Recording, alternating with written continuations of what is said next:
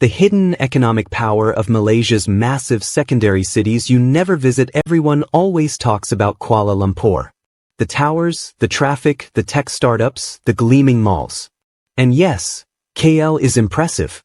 But here's something that should make every investor, every entrepreneur, and every curious mind stop dead in their tracks. The cities quietly running Malaysia's real economic engine? Most people have never even searched them on Google Maps. But wait, before we go any further, please subscribe so you never miss out on content like this. Hit that subscribe button right now, drop "I subscribe" in the comments below, and I will personally welcome you to our community. With that said, let's get into it. Here's what the mainstream narrative doesn't tell you. While the world obsesses over Kuala Lumpur, a network of secondary cities spread across peninsular Malaysia and Borneo has been building something extraordinary, quietly, consistently, and almost completely under the radar. We're talking about cities that manufacture the semiconductors inside your phone. Cities that pump the oil and gas that heats homes across Asia. Cities producing food, textiles, chemicals, and logistics solutions at a scale that would make most nations envious. And yet, when was the last time you heard anyone say, "I'm investing in Ipoh," or "the future of Southeast Asian tech is in Penang"? Today, we're going to change that. Because what these cities represent isn't just an economic story. It's a human story. It's a story of resilience, of people who built something remarkable without waiting for anyone's permission. And if you're someone looking for opportunity, looking for understanding, or just looking for the truth about how Malaysia really works, this video is for you. Let's start with the biggest illusion in Malaysian economic thinking. Ask the average person where Malaysia's economic heart beats, and they'll say Kuala Lumpur without blinking. And on the surface, that makes sense. KL has the headquarters. KL has the airports with the international connections. KL has the Petronas Towers standing like two fingers pointing at the sky saying, "Look at us." But here's the uncomfortable reality hiding beneath all of that glass and steel. Over 40% of Malaysia's GDP is generated outside of the Klang Valley. Think about that. Nearly half of everything this country produces economically, the manufacturing, the resource extraction, the trade, happens in cities that most international journalists have never visited and most economic analysts never bother to profile. The World Bank's 2022 Urban Economic Report found something that should permanently reshape how we think about developing economies. Secondary cities in nations like Malaysia grow at 2.3 times the pace of capital cities over a 10-year period. Not slightly faster. More than double. So why are we still staring at KL like it's the only game in town? That's the illusion. And once you see through it, you can't unsee it. Now let's travel south. All the way to the tip of the peninsula. To a city sitting right on the doorstep of one of the wealthiest city-states on earth. Johor Bahru. Most people know it as the place Singaporeans drive to on weekends to eat cheap and fill their gas tanks. But that lazy description hides something genuinely staggering. Johor is one of the most industrially productive regions in all of Southeast Asia.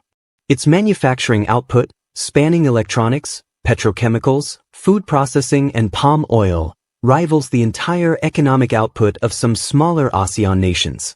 And with the development of the Johor-Singapore Special Economic Zone, also known as the JSSEZ, Johor is no longer just Singapore's cheaper neighbor. It's positioning itself as Singapore's indispensable economic partner.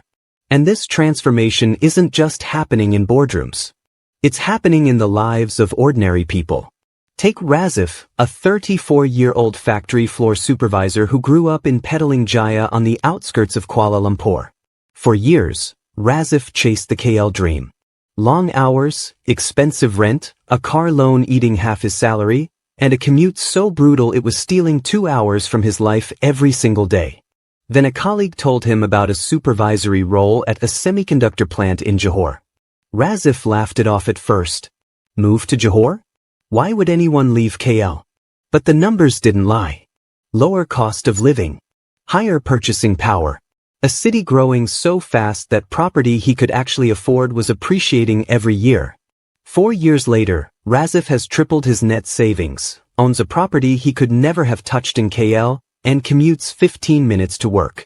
He told me, And this is the part that stuck with me. He said, "I thought I was moving somewhere smaller. I didn't realize I was moving somewhere smarter." But here's where Johor's story gets even more interesting, and where a hidden danger starts to emerge that most people aren't talking about. The same proximity to Singapore that makes Johor so attractive also creates a dependency risk. When Singapore's economy sneezes, Johor catches a cold. When Singapore's property market overheats and pushes buyers across the causeway, Johor's housing prices spike in ways that can price out local residents. The very engine driving Johor's growth also has the potential to warp it. And the policy response to that tension? That's a whole battle happening right now that we'll come back to. But first, let's take a flight northwest. Because the next city on this list doesn't just surprise people. It genuinely shocks them.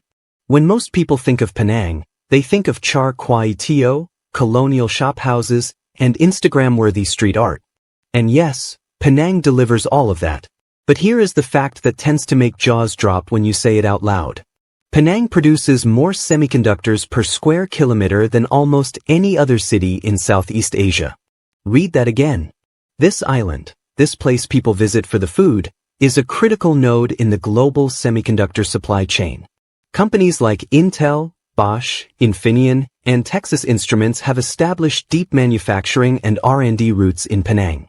When the global chip shortage of 2020 and 2021 disrupted industries from automobiles to gaming consoles, Penang was one of the production hubs the world was watching. This didn't happen by accident.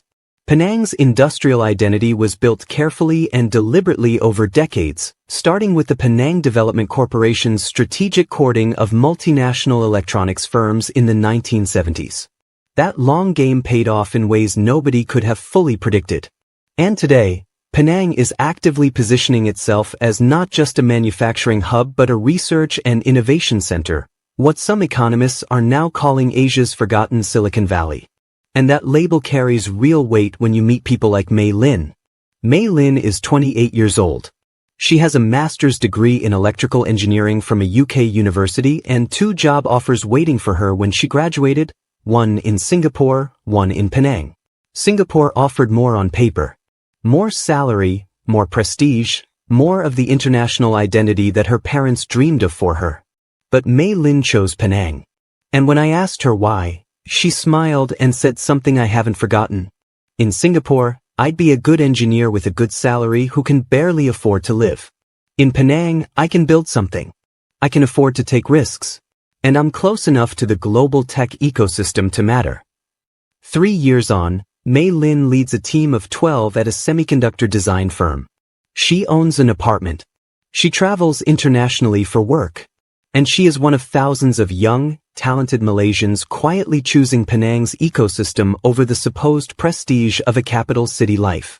But here's where Penang's story carries a warning. That same semiconductor concentration that makes Penang powerful also makes it vulnerable. One major policy shift, one trade war, one company relocation, and Penang's economic identity could fracture. It nearly happened once already, in the early 2000s when several firms began shifting lower-value manufacturing to cheaper countries. Penang responded by accelerating its move up the value chain toward higher-skill R&D and advanced manufacturing. It worked.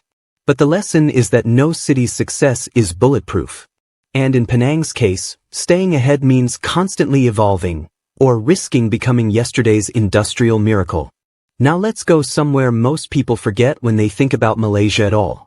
Let's cross the South China Sea. East Malaysia, Sabah and Sarawak, represents one of the most extraordinary economic paradoxes on the planet.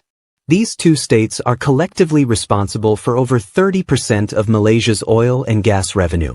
They are home to some of the most biodiverse and resource-rich land on Earth. Sarawak alone produces significant volumes of liquefied natural gas that powers homes and industries across Asia. And yet, for decades, the communities living closest to that resource wealth saw the least benefit from it. Kota Kinabalu, the capital of Sabah, and Kuching, the capital of Sarawak, are 2 cities that are changing that narrative. Slowly, unevenly, sometimes frustratingly, but changing it. Kuching today has infrastructure and services that would have been unimaginable 20 years ago.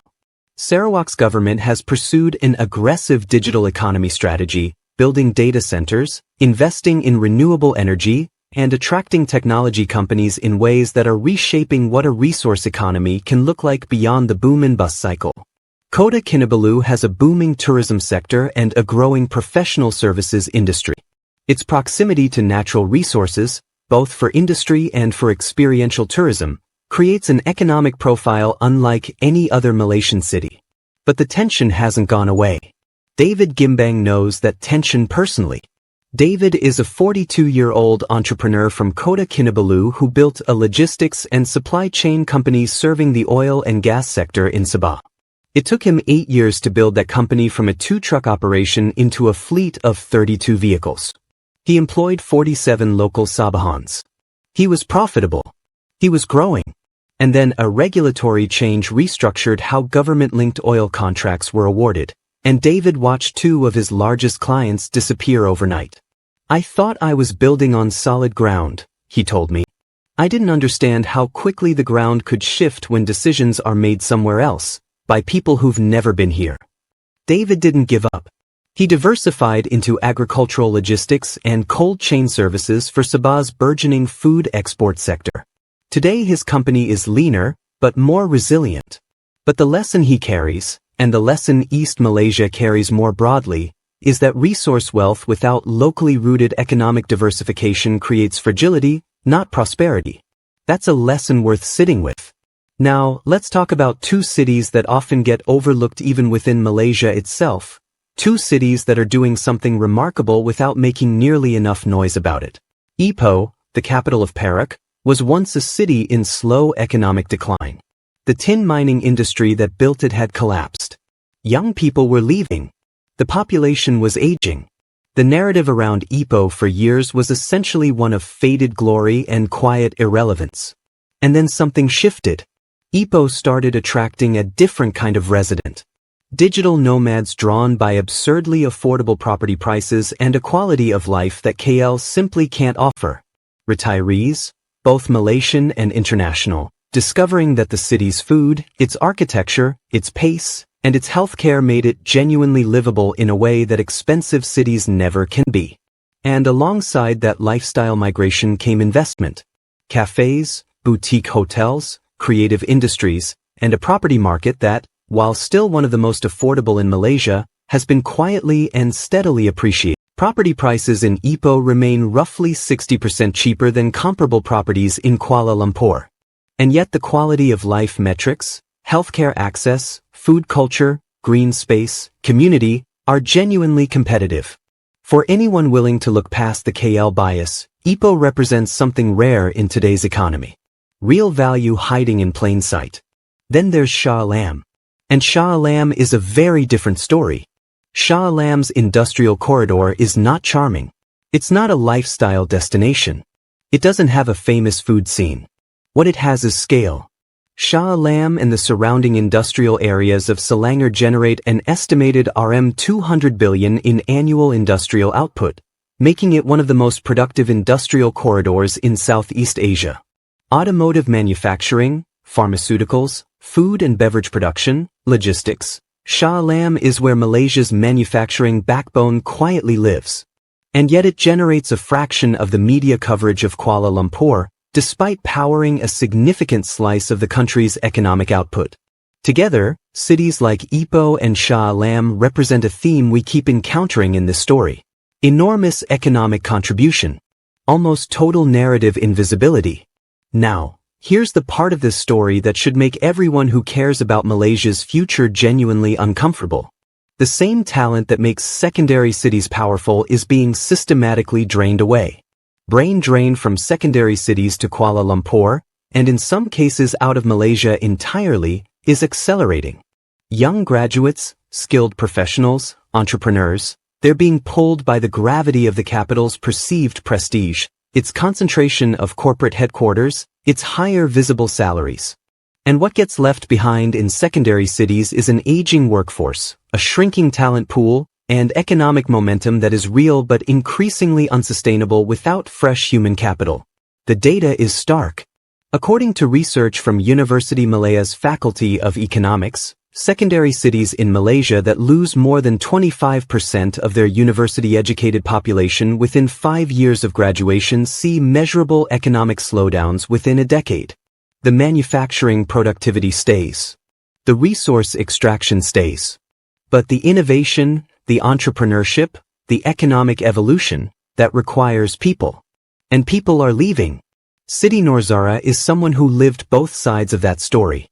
She grew up in Ipoh, studied economics in KL, and stayed in the capital for 6 years after graduation working for a financial consultancy. She was earning well. She was progressing. But she was also spending almost half her income on rent and transportation, working 70-hour weeks, and spending so little time actually living that she began to wonder what exactly she had traded her hometown for. She moved back to Ipoh at 31. She started a small financial consultancy serving the growing community of digital professionals and retirees relocating to the city. Within 2 years, she was earning more than she had in KL, working fewer hours, and owning assets she could never have accumulated in the capital. But more than the financial story, and this is what she emphasized to me, she said moving back gave her something she didn't expect. A sense of actually participating in the growth of somewhere. Not just surviving inside a city that was already built, but helping to build something that was still becoming. Stories like Razif's, Mei Lin's, David's, and City's aren't outliers. They are early signals of a larger shift. A shift that creates real, tangible opportunities for those willing to see it before everyone else does. Now let's talk about something that directly affects anyone thinking about where to put their money, their career, or their future. The investment picture in Malaysia's secondary cities is not theoretical. It is backed by numbers that should be getting far more attention than they currently receive.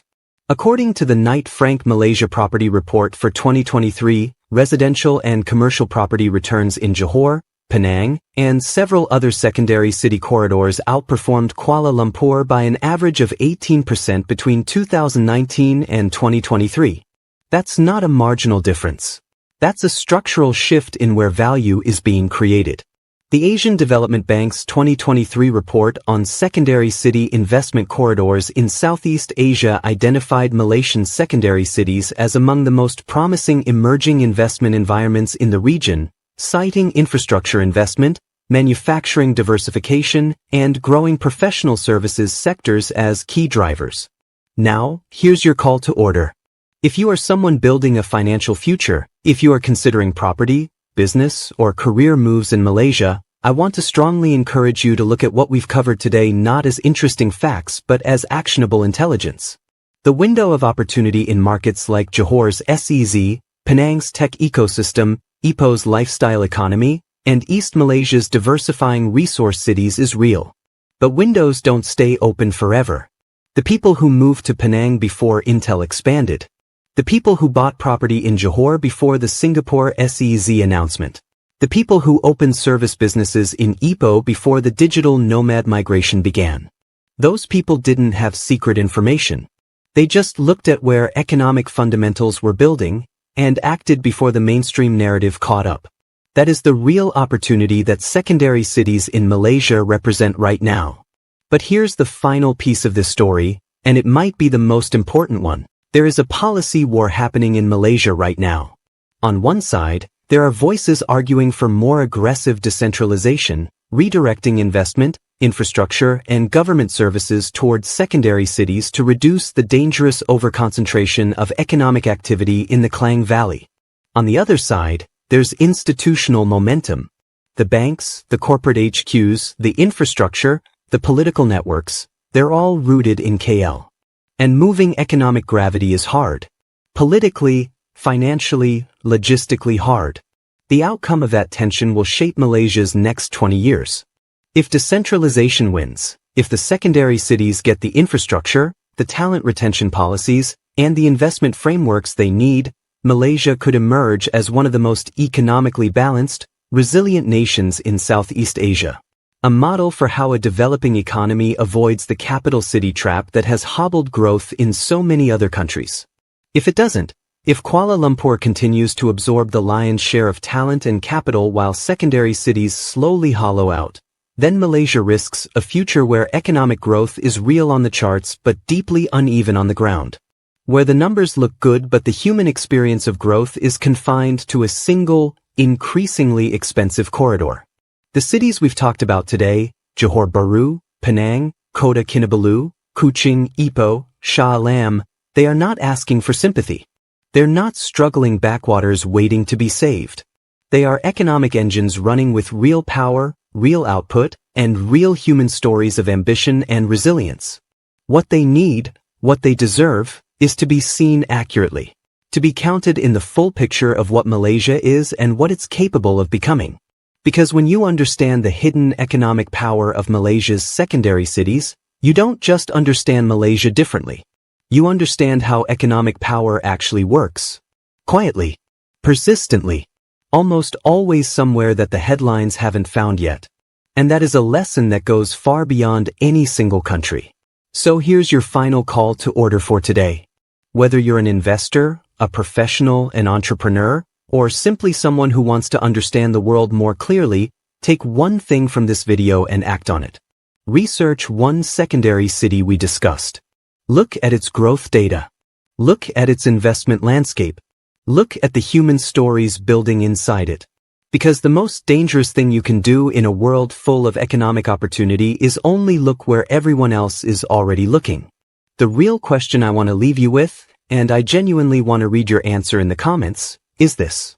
If you had RM500,000 to invest today, would you put it in Kuala Lumpur, where every analyst, every bank, and every headline is already pointing? Or would you bet on one of these secondary cities, where the fundamentals are strong, the prices are still accessible, and the growth story is still in its early chapters? Drop your city in the comments. Tell me your thinking. Tell me why. I read every comment. I respond to as many as I can, and the best answer this week gets featured in our next video. If this opened your eyes to something you hadn't considered, please share it with one person who needs to see it. That one share means more to this channel than almost anything else you can do. And if you haven't subscribed yet, what are you waiting for? Hit subscribe, turn on notifications, and join a community of people who want to understand the world the way it actually is, not just the way the mainstream tells us it is. Thank you for watching. I'll see you in the next one.